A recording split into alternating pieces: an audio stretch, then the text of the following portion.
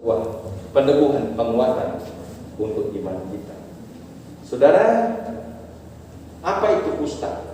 Kusta itu adalah satu penyakit kulit oleh karena kuman atau bakteri. Dan di zaman itu belum ada penawaran. Kalau orang kena kusta, dia harus diisolasi dari keluarganya, dari seluruh masyarakat, sama dengan corona sekarang. Kalau orang kena corona positif lewat jalur pemerintah akan langsung diisolasi di tempat yang memang dibentuk oleh pemerintah. Saudara, kalau memang sembuh bisa balik pulang ke tengah-tengah keluarga. Kalau dia meninggal oleh karena corona di tempat isolasi, langsung dibawa oleh gugus tugas dan dikubur sesuai dengan peraturan tentang masalah corona. Jadi saudara bayangin, kalau seandainya saya ikut jalur pemerintah, saya diisolasi dan mentok-mentok baiknya saya dipanggil Tuhan lewat corona, saudara nggak ketemu saya lagi, keluarga juga nggak bisa ketemu. Ya, saya langsung akan dibawa oleh gugus tugas ke tempat yang ditentukan. Itu memang secara psikologi membayangkan betapa sedihnya, ya, sedih luar biasa bagi keluarga yang ditinggalkan, bagi saudara yang masih. Tapi puji syukur saya ada anugerah isolasi mandiri, dan atas hal ini Tuhan memberikan anugerah bisa sembuh dan akhirnya bisa bertemu, berkumpul kembali, bisa sukacita, bahagia, menyanyi, memuji Tuhan di rumah Tuhan. Ada amin saudara? Bisa bersyukur. Saudara, kusta itu sangat mengerikan sekali. Ya, ini sakit kronis atau sakit menaun. Orang kalau kena kusta itu saudara-saudara lambat laun. Kalau corona urusannya hanya beberapa minggu, tapi kalau kusta itu bisa bertahun-tahun. Pelan-pelan dari ujung jari, kuku bisa terlepas, putus terus, bisa sampai buntu. Ya, dan begitu sangat memang menderita baru mati. Makanya penyakit kusta waktu itu dibilang adalah orang itu mati selagi hidup. Jadi kalau dengar keterangan ini ngeri sekali, lebih ngeri pada corona. Kalau corona urusannya berapa minggu, kalau kusta itu bertahun-tahun, menderita sengsara, jauh dari keluarga, jauh dari masyarakat luas. Itu dilokalisasi sampai puluhan kilometer dari masyarakat luas. Nggak boleh sembarangan, makanya ada hukum. Kalau sampai berani ada orang kusta keluar dari lokalisasinya, dari pengasingannya, masuk ke masyarakat, mati hukumannya. Saudara, jadi makanya kusta ini adalah hal yang sangat mengerikan. Nah, tetapi di sini diceritakan ada 4 orang kusta ada di depan pintu gerbang. Ya, 4 orang yang sakit kusta ada di depan pintu gerbang. Berkatalah yang seorang pada yang lain, mengapa kita duduk-duduk di sini sampai mati? Jadi, karena memang ke depan prospeknya orang kusta itu pasti mati dengan menderita. Tapi luar biasa, ada satu orang kusta di dalam pemikirannya, ngapain kita duduk-duduk di sini? Saudara, ini menganalogikan, mengartikan adalah iman yang pasif, iman yang tidak mau berbuat, iman yang tidak hidup. Jadi artinya iman yang nggak berbuat. Kalau Yakobus mengajar, kita ngomong boleh percaya, tapi tidak ada tindakan, tidak ada perbuatan sesuai dengan iman. Itu hakikatnya iman yang mati. Jadi duduk-duduk di pintu gerbang nggak berbuat apa-apa, itu sama dengan iman yang sudah mati. Iman yang pasif, iman yang tidak menghasilkan apa-apa. Itu adalah pengertian yang pertama. Adalah orang kusta duduk di pintu gerbang, ya dia, ngapain kita di sini duduk-duduk santuy, ngobrol-ngobrol, hanya urusan nunggu mati. Terus yang kedua, mereka berpikir, jika kita berkata baiklah kita masuk ke kota, padahal dalam kota ada kelaparan, kita akan mati di sana. Yang kedua opsinya adalah 4 orang kusta ini mau pergi ke kota, tapi tapi didengar di kota nggak ada makanan, nggak ada logistik. Mati juga kita di situ dan melanggar hukum Taurat. Nanti bisa dirajam dengan batu sampai mati. Mati juga urusannya di sana.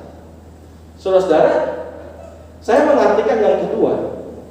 Iman yang kedua ini adalah banyak orang Kristen orientasinya ikut Yesus ke gereja adalah urusan logistik, urusan masalah pangan, ekonomi.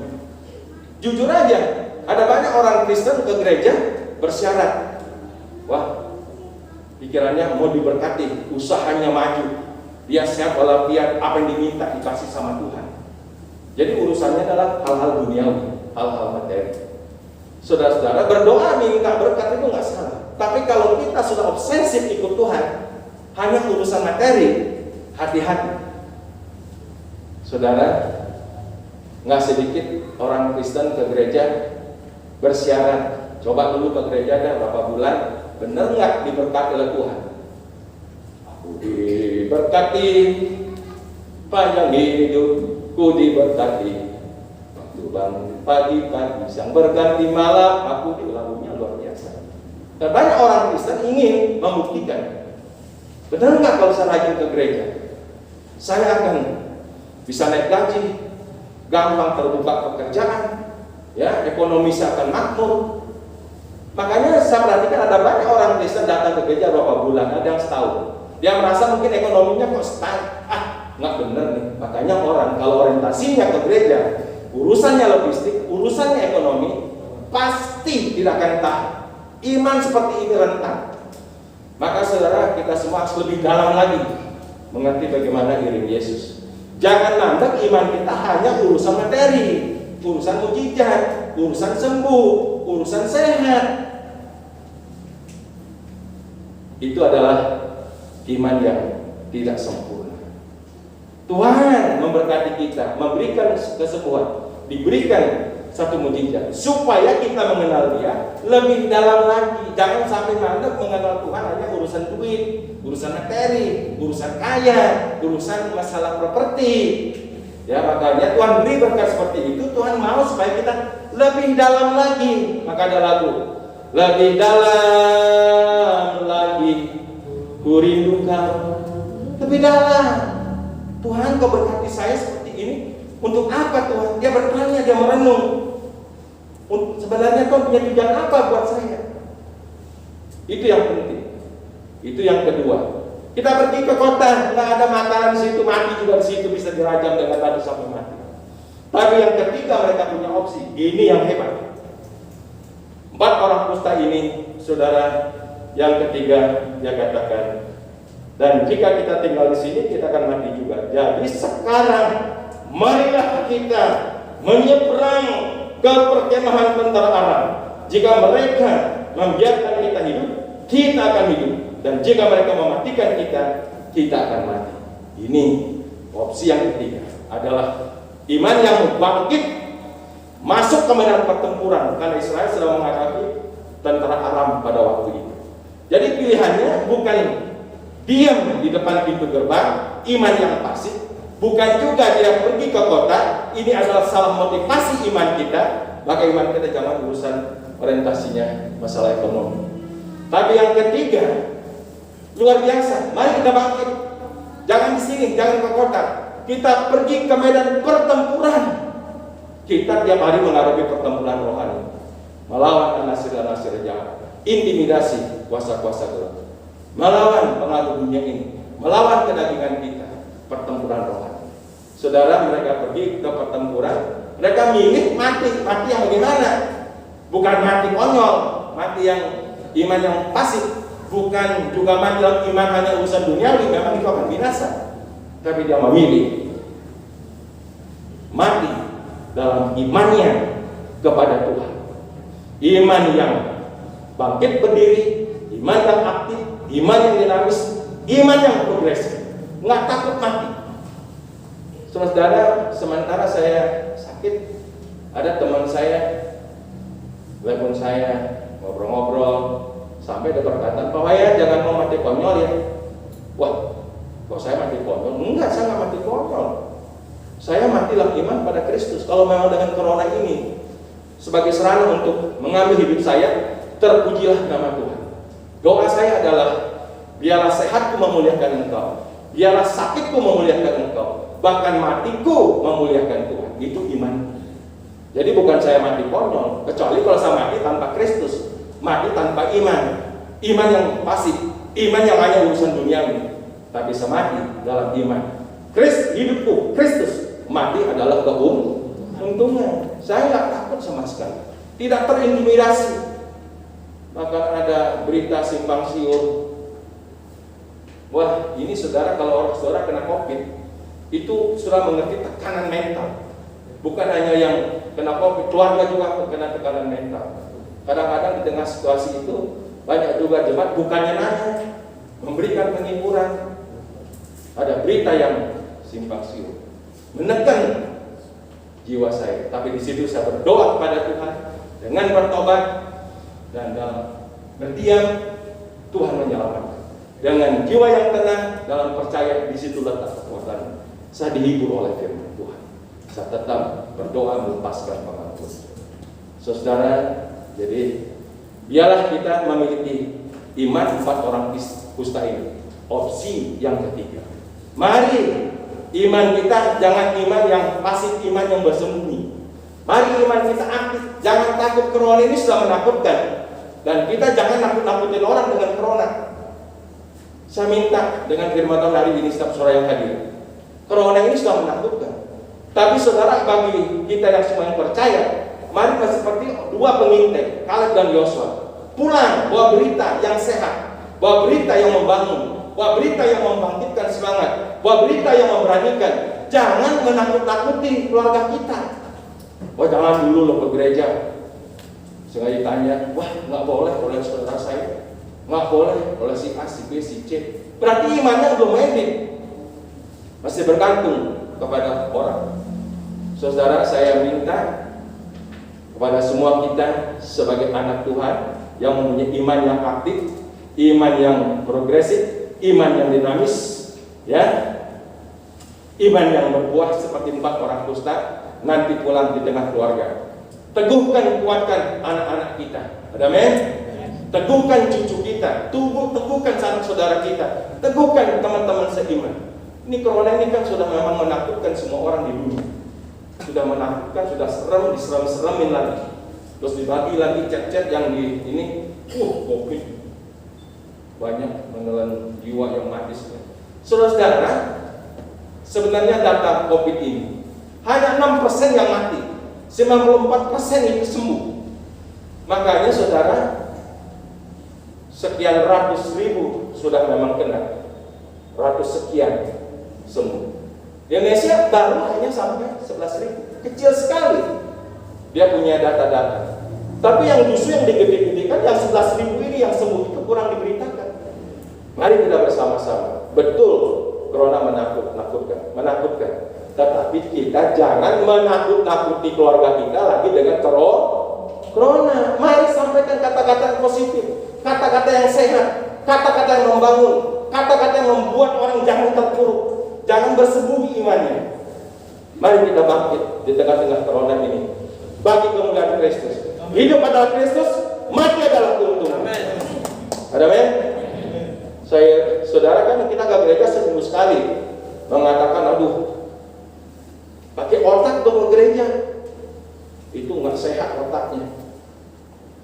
Kita harus stay at home. Kalau benar sudah stay at home, tapi saudara juga warawiri, pergi ke kantor, pergi ke pasar, pergi kondangan, pergi ulang tahun. Nggak benar saudara juga stay at home. Saudara keluar every day setiap hari, dan kerja ke kantor 8 jam, yang pergi ke perusahaan. Itu saudara adalah potensi-potensi lebih besar kita terpapar corona. Saya tegaskan kepada saudara, saya kena corona bukan dalam ibadah di gereja, bukan juga di gereja ini. Saya kena corona oleh karena pelayanan di luar sana, entah di mana kenanya. Kita nggak usah berpolemik. Saudara-saudara, makanya jangan tersambung dengan gereja, jangan tersambung kita bergereja. Saudara, di rumah itu nggak jaminan. Emang bersembunyi di rumah jaminan nggak kena corona? Banyak yang terpapar. Keluarga yang klaster keluarga, klaster kantoran, klaster pasar, pabrik. Saudara, makanya saya minta saudara jangan tersandung dengan gedung gereja, jangan tersandung dengan area gereja, jangan tersandung dengan ibadah gereja. Ya saudara, jadi corona berjalan, tetapi iman kita aktif, dinamis, iman yang progresif, iman yang siap menghadapi resiko. Apapun tantangannya, mari saya mengajak, bangun, bangkit berdiri, datang beribadah, bersorak-sorai bagi Tuhan di rumah Tuhan. Amin. Ya, itu yang saya minta, iman yang gagah perkasa, jangan iman yang pasif. Dan iman ke gereja urusan nanti menjadi orang kaya, ya, urusan masalah ekonomi, bersyarat kita jangan. Mari iman sekalipun, apapun terjadi, kita bangkit seperti 4 orang kusta, bangkit masuk ke medan pertempuran untuk memuliakan nama Tuhan. Tuhan menyertai dan diberi kemenangan. Kalau baca selanjutnya, Tuhan memberikan satu hal yang luar biasa. Ada amin, saudara? Ada amin? Saya sudah tersiap-siap sekian tahun, ya. Saya ini sebenarnya sudah 3 kali harus mati. Betul, harus mati. Gigit ular, jatuh di pohon kelapa, kaki saya kena parang, otot-otannya itu sudah putus. Dan kalau corona kemarin mengizinkan 4 kali, tapi sampai hari ini saya masih bisa berdiri. Berarti ada rencana Tuhan yang besar di masa depan untuk umat Tuhan disiram Yesus curug ini. Ada amin sekarang? Beri kemuliaan bagi Tuhan. Mari kita berdoa. Bapa, terima kasih rekan kami iman seperti 4 orang kusta. Bukan iman yang bersembunyi, iman yang pasif, iman yang berdiam diri, atau iman yang salah dalam motivasinya. Tapi iman yang aktif, dinamis, progresif, iman yang memuliakan Tuhan di tengah-tengah sakit penyakitnya, iman yang berani menghadapi kenyataan keadaan yang memang terjadi pada waktu itu. Demikian juga sekarang kami menghadapi ada banyak masalah yang sulit, masalah kesehatan, ekonomi. Oleh karena corona ini, ajar kami berdiri tegak untuk memiliki iman yang dinamis. Kami akan melanjutkan dengan perjamuan kudus. Biarlah perjamuan kudus memberkati kami semua. Dalam nama Yesus kami berdoa. Amin. Baik saudara, kita akan meneruskan dengan perjamuan kudus. Mari kita bersiap-siap. Bagi semua kita yang telah dibaptiskan, kita bersama-sama mengambil bagian dalam perjamuan kudus pada saat ini.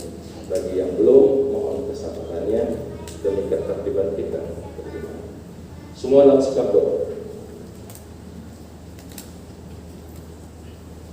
Sebab apa yang telah kuteruskan kepada telah kuterima dari Tuhan, yaitu bahwa Tuhan Yesus pada malam waktu ia disertakan mengambil roh, dan sesudah itu ia mengucap syukur atasnya, ia memecah-mecahkannya dan berkata, inilah tubuhku yang diserahkan bagi kamu, perbuatan ini menjadi peringatan akan aku. Demikian juga ia mengambil cawan setelah makan, lalu berkata, cawan ini adalah perjanjian baru yang dimeteraikan oleh darahku, perbuatan ini setiap kali kamu meminumnya menjadi peringatan akan aku. Kita angkat pujian satu dalam roh.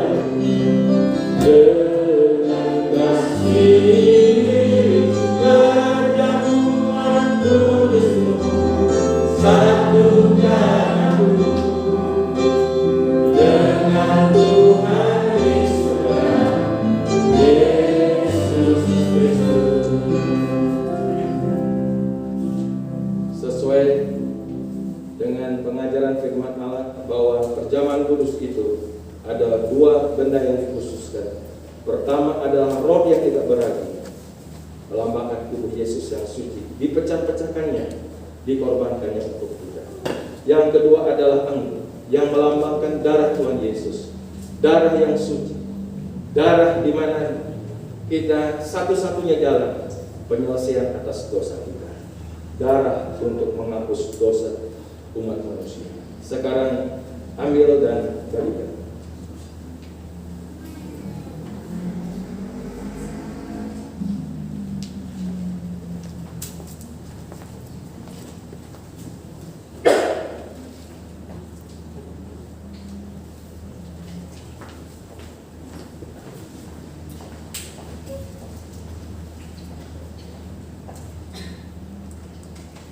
Ambillah dengan sikap hormat dalam iman percaya kita kepada Kristus. Inilah dasar kekristenan kita, saudara.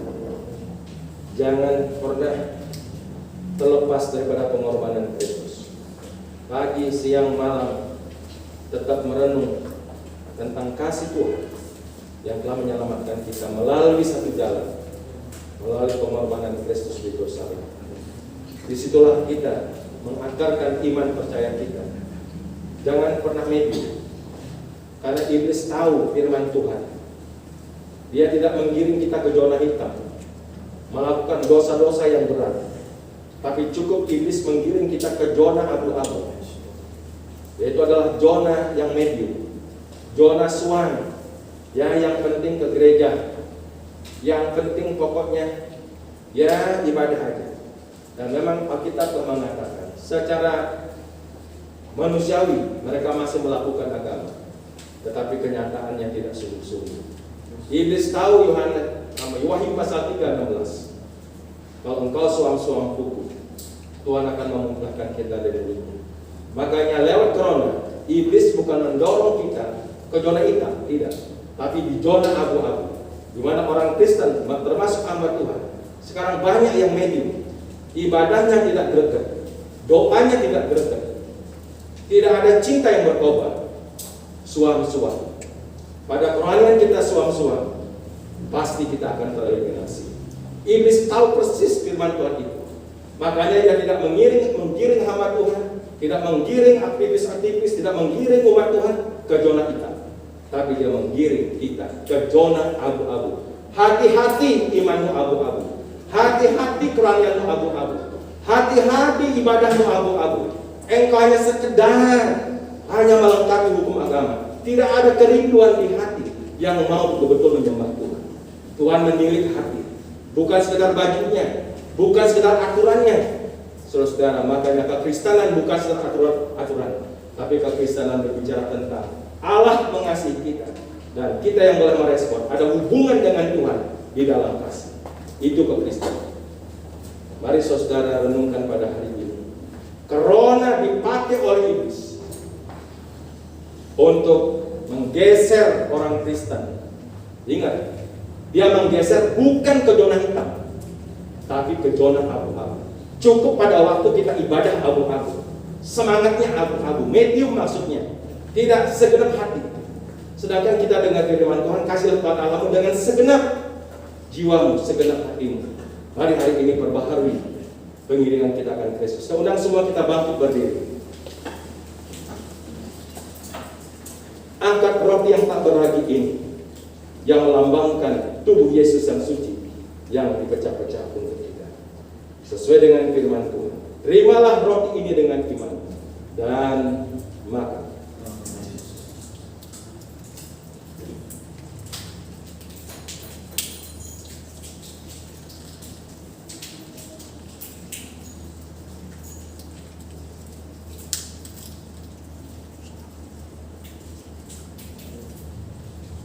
Mari dalam kasih Tuhan saya mengajak, angkatlah anggur ini, pandang ke bukit Golgota, tanamkanlah di situ berakar, semakin hari semakin dalam di dalam kesengsaraan kematian Kristus, dan kita boleh mengambil bagian dalam kebangkitan Kristus. Jangan jadi orang Kristen yang abu-abu, jangan jadi orang Kristen yang medium.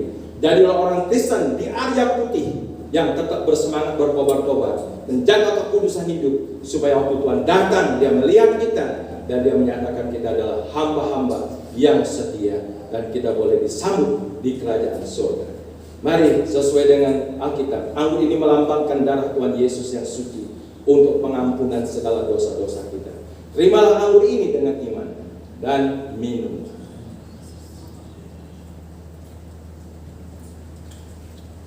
Tapi ini bersyukur kepada Tuhan.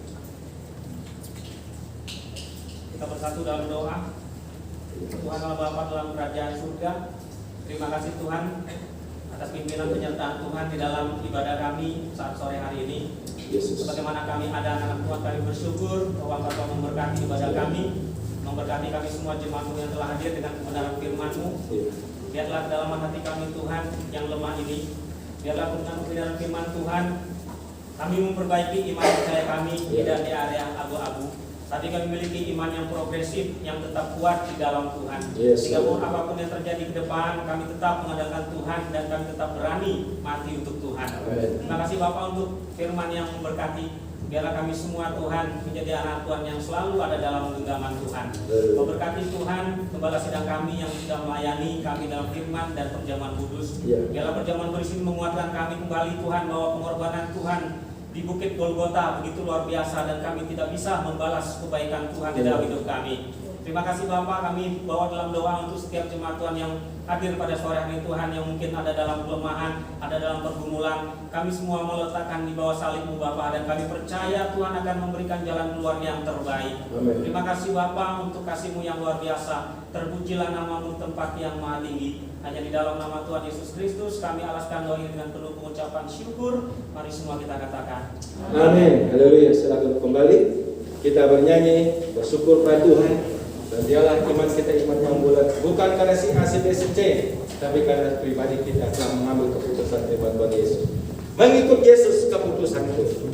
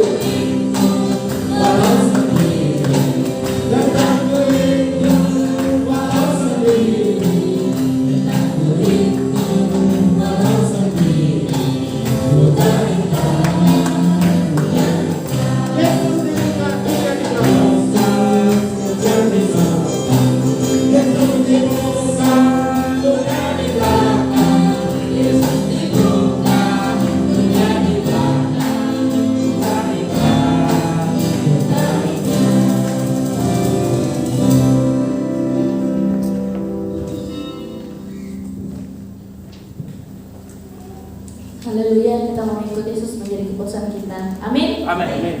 Terima kasih untuk hambanya Gembala Sidang Pak Pendeta Iwayan telah memainkan firman Tuhan dan melalui perjamuan kudus, nanti saya terus memberkati pelayanannya, dan biar setiap kita juga boleh diberkati melalui firman Tuhan, dan kita mau ikut Yesus dengan iman yang benar-benar sungguh-sungguh dengan segenap hati kita buat Tuhan. Kita akan mendengarkan warta sepekan yang kami bacakan oleh Bapak Sadi. Silakan. Langsung.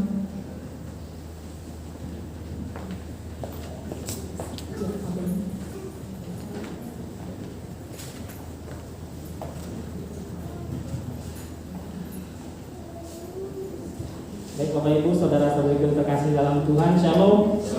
Mohon perhatian tidak senang, saya akan membacakan waktu Jumat Gereja Sedang Kristus Curug minggu pertama tanggal 4 Oktober 2020. Namun sekali lagi atas nama diaken Jemaat yang hadir pada sore hari ini mengucapkan banyak terima kasih kepada Bapak Gembala Sidang atas kebenaran firman Tuhan dan juga perjamuan kudus dilakukan. Tuhan Yesus memberkati.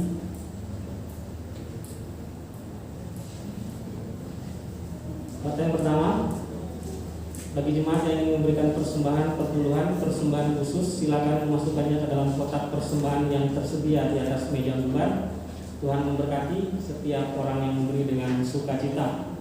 Kedua, tugas pelayanan minggu depan ibadah umum 2 tanggal 11 Oktober 2020. Pemimpin pujian Ibu Susi, singer Saudari Dora dan Saudara Hendra, persembahan Saudari Melisa dan Saudari Angel, hand sanitizer Saudara Andrian dan Saudara Rivaldo, penyambutan Evangelis Christine, Saudari Rineke, Saudara Gerit, Saudara Yohanes, pembaca warta Bapak Sony Wijaya, multimedia Saudari Ariel Jenny, pemusik Bapak Leo, Saudara Andre, Saudara Jurdi, Saudara Jordan dan Saudara Felix. Pada hari Kamis tanggal 8 Oktober 2020 akan ada ibadah komisi kaum pria di gereja jam 7 malam. Diharapkan kepada seluruh jemaat pria dapat hadir sebelum waktunya. Yang keempat, pada hari Jumat tanggal 9 Oktober 2020 ada ibadah komisi kaum wanita di gereja jam 12 siang. Diharapkan juga kepada jemaat wanita dapat hadir sebelum waktunya. Yang kelima, pada hari Sabtu tanggal 10 Oktober 2020 ada persekutuan doa pagi di gereja jam 4:30 pagi. Diharapkan para pengerja dan seluruh jemaat dapat hadir sebelum waktunya. Yang keenam, berita sukacita dan bahagia bahwa Gembala 2 gereja kita, Guru Injil Inyoman Yosua Astawajaya dengan Saudari Doharni Rosmida Renata Tafarebu akan melangsungkan pemberkatan pernikahan kudus pada hari Sabtu tanggal 10 Oktober 2020. Dan marilah kita semua jemaat dapat mendukung dan mendoakan agar Gembala 2 dalam pemberkatan pernikahannya dapat berlangsung dengan baik dan lancar. Yang ketujuh, sudah dibentuk panitia Natal 2020. Mari kita dukung dan doakan agar Natal kita dapat berjalan dengan baik. Saya lanjutkan dengan laporan keuangan sepekan. Laporan keuangan minggu lalu, persembahan ibadah online sebesar Rp1.131.000. Ibadah kaum pria penghadir 14 orang, persembahan Rp155.000. Ibadah kaum wanita 12 orang, persembahan Rp119.000. Perpuluhan dan ucapan syukur dari Bapak Pendeta Iwayan Murtajaya Rp1.000.000. Ucapan syukur dari NN Rp500.000. Ucapan syukur dari Opung Eliora Rp200.000. Perpuluhan dari Bapak Andreas Kosasi Rp17 juta. Bapak Andreas Kosasi untuk sinode Rp1.500.000. Bapak Andreas Kosasi untuk diakonia Rp1 juta. Perpuluhan yang masuk dari EZP Rp2.400.000, dari NN Rp100.000, dan dari Ibu Ruti Jakarta Rp4.800.000. Saya lanjutkan ibadah warta tambahan bagi kita semua. Saya bersyukur pada saat ini ibadah umum 2 menghadir banyak dari pemuda remaja. Artinya respon dari pastoral misi dapat berjalan dengan baik, bahwa himbauan ibadah kita usia 44 tahun ke bawah dimohon dengan sangat datang ibadah di ibadah sore hari. Dan untuk usia indah kalau bisa ibadah live streaming saja di rumah, dan 44 ke atas boleh ibadah di pagi hari. Dan juga yang kedua, warta tambahan bahwa janji iman sudah dibagikan. Yang belum mendapatkan formulir janji iman silakan mintakan kepada panitia Natal atau diaken gereja. Di sini bahwa pun gereja kita yang ke-40 kita belum bisa laksanakan, nanti bahwa ulang tahun kita, gereja kita yang ke-40 akan digabung nanti bersama-sama dengan perayaan Natal di bulan Desember. Jadi kita bersama-sama akan merayakan Natal dan ulang tahun gereja kita yang ke-40, sekaligus melihat sejarah gereja kita dari mula-mula berdiri sampai saat ini diberkati Tuhan. Dan janji iman Natal yang sudah masuk sampai saat ini yaitu dari Bapak Pendeta Iwayan Murtajaya Rp500.000, Bapak Bini Saputra Rp500.000 dan Bapak Lihan Rp1.500.000. Mari bersama-sama kita dukung dan kita doakan agar Natal kita tahun ini juga dapat berjalan dengan baik dan lancar. Selanjutnya mengenai pemberkatan pernikahan Gembala 2 kita di tempat ini, bahwa nanti hari Sabtu depan jam 10 pagi sampai selesai akan diadakan pemberkatan pernikahan di sini. Di sini dihimbau kepada kita semua bahwa pemberkatan pernikahan nanti jam 10 sampai selesai itu hanya dihadiri oleh kedua keluarga mempelai dan juga para diaken gereja.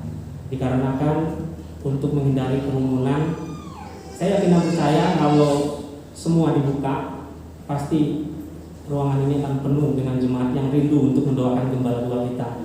Tapi dengan sangat dimohon bahwa ibadah pemberkatan pernikahan hanya yang datang itu keluarga besar kedua mempelai dan para diaken gereja. Dan jemaat boleh hadir untuk memberikan doa dan semangatnya itu jam 12 sampai jam 4 itu bagi keluarga dan orang tua. Jam 12 sampai jam 4 sore hari Sabtu tanggal 10 itu untuk orang tua dan keluarga-keluarga yang boleh hadir di gereja untuk memberikan doa semangatnya kepada kedua mempelai. Untuk pemuda remaja dimohon dengan sangat itu jam 4 sore sampai jam 6. Ini untuk menghindar kerumunan masa yang banyak, jadi ada waktu-waktunya. Dimohon pemuda remaja datangnya jam 4 sore sampai jam 6 sore. Semua mengerti ya? Itu pemberitahuannya agar kita semua dapat menjaga jarak, dan juga dari pihak kelurahan juga menghimbau seperti itu supaya tidak ada kerumunan yang berlebihan. Itu saja watak tambahannya.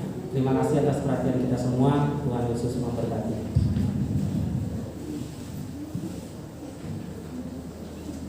Terima kasih untuk penjelasan sepekan dan setiap himbauan yang boleh disampaikan. Bila setiap kita dapat menyimak dengan seksama, setiap warga yang ada bacakan dengan setiap himbauannya. Bersyukur atas Pak Beni yang telah menyampaikan setiap waktu sepekan tempat ini.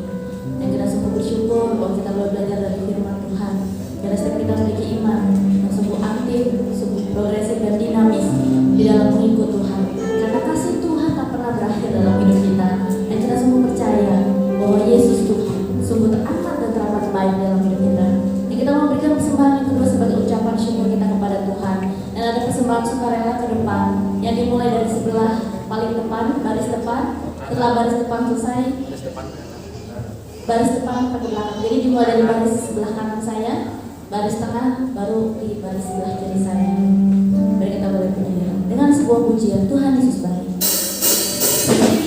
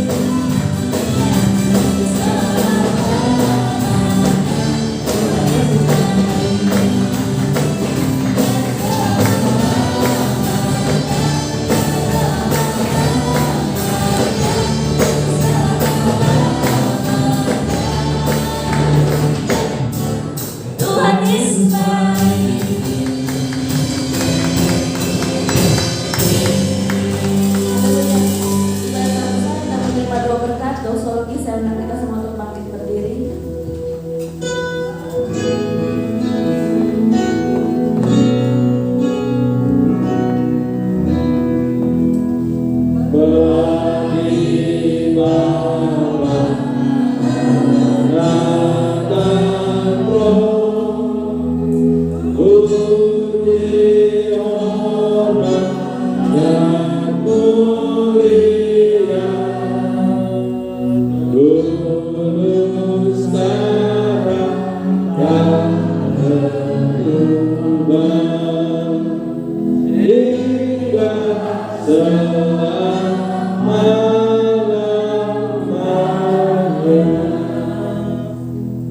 Sekalipun keadaan kami mungkin masih bergelut dengan banyak masalah, badai, pergumulan, keadaan kami sedang mungkin tidak baik, tetapi kami tetap memuji Engkau Tuhan Yesus. Engkau tetap baik bagi kami. Terima kasih Tuhan. Biarlah kiranya Roh Kudus menolong kami untuk lebih bisa dengan jelas mengingat, supaya kami memelihara iman kami, bukan iman yang pasif, bukan iman yang salah motivasi, tapi iman yang aktif, dinamis, iman yang progresif, iman yang siap menghadapi risiko apapun juga oleh karena Kristus Yesus. Terima kasih Tuhan. Biarlah kami menjadi pribadi-pribadi yang menyampaikan berita yang baik, berita yang meneguhkan, yang menguatkan, yang menyehatkan, yang membangkitkan, yang memberanikan. Karena kami sudah tahu bahwa corona ini menakutkan, dan biarlah kami jangan menakut-nakuti saudara kami, jangan menakut-nakuti keluarga kami dengan urusan corona ini. Tapi disinilah kami berdiri seperti Yosua dan Kaleb, menyampaikan berita kabar baik, kekuatan, kuasa, otoritas, kematian dan kebangkitan Kristus, mengatasi segalanya, telah mengatasi yang namanya maut, yang mengatasi namanya kematian. Terima kasih Tuhan, biarlah kami bertumbuh dan berakar di dalam salib Kristus. Terima kasih Tuhan, dengan firman kami berdoa, menyerahkan jemaat-jemaat Tuhan yang sakit. Kami berdoa untuk Bapak Kosumah DSUD Pasar Minggu yang juga positif COVID ya Tuhan. Berdoa untuk Pak Icung dalam sebuah gangguan bagian dalam tubuhnya. Kami juga berdoa untuk bapaknya Pak Jaya, dan juga mungkin ada jemaat-jemaat yang lain. Tuhan memberikan pemulihan. Kami bersyukur atas Ibu Maria yang sudah melahirkan. Biarlah kiranya kebahagiaan mereka disempurnakan. Berkati anaknya untuk bertumbuh sehat di dalam Tuhan. Berkati ibu-ibu semuanya yang juga sedang menunggu kelahiran bayi. Terima kasih Tuhan, berkati kami semua jemaat, bahwa situasi urusan ekonomi akan tambah berat di masa-masa akan datang. Tolonglah teguhkan, kuatkan iman percaya kami, supaya fokus iman kami bukan materi, bukan dunia ini, dan bukan apa-apa, tapi fokus iman kami adalah Yesus yang telah mati dan bangkit bagi kami. Biarlah kiranya selama semasa kami kumpulkan pada hari ini, Tuhan memberkati. Berkati untuk rencana tanggal 10 Guru Injil Yosua bersama Doharni dalam memberkati nikah dan juga pesta pernikahan. Biarlah semuanya Tuhan memberikan penyertaan-Mu. Ada cuaca yang terang, dan juga Tuhan meneduhkan semua berita COVID, meneduhkan gelombang COVID ini, supaya terjadi suasana yang kondusif pada waktu pelaksanaannya. Terima kasih Tuhan, terima kasih banyak. Inilah doa syafaat dan doa persembahan yang kami bawa dalam nama Yesus yang mengajar kita berdoa demikian.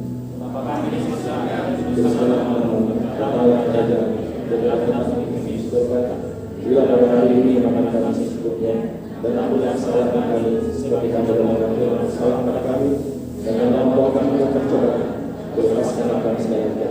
Karena telah punya kerajaan dan kuasa dan kemuliaan sampai akhir. Terimalah berkat dari Tuhan.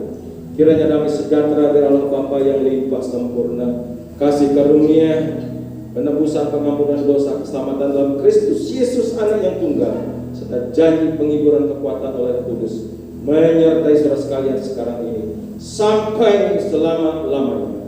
Amin.